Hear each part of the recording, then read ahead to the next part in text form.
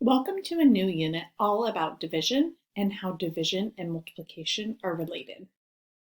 Today, you're going to work on a task called amusement park rides to help a group of 40 friends decide what ride to go on at an amusement park.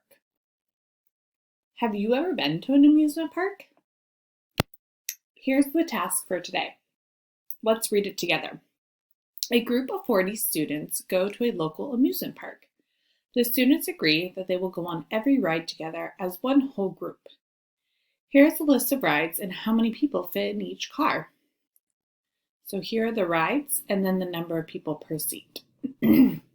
So Speedster bumper cars has 2 people per car. Big Dip roller coaster has 4 people per car, and so on and so on. Now, you use this information from the table above to answer the first question. How many cars will the group of 40 students need for each ride? Show how you found your answer. So let's look at Big Dip roller coaster. Big Dip roller coaster has 4 people per car. So if you have 40 students, how many cars will you need in order to fill up 4 people per car for 40 people? Here's where you show all of your work, and then you do it for the next 3 rides as well.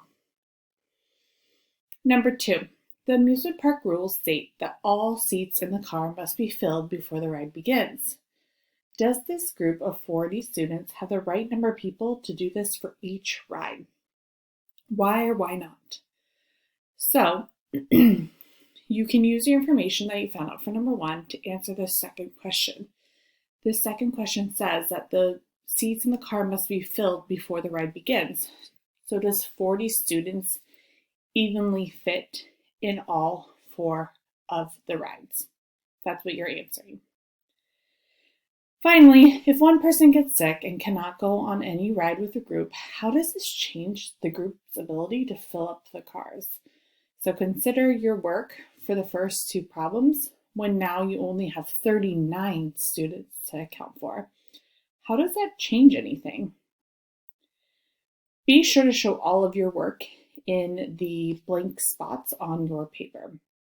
It's really important for this task to show all that you already know about multiplication and division. I want to show you one more thing.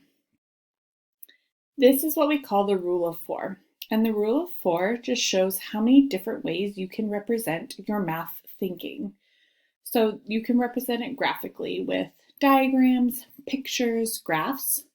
You can use numbers like lists, tables, and data, symbols like equations and expressions, and then words.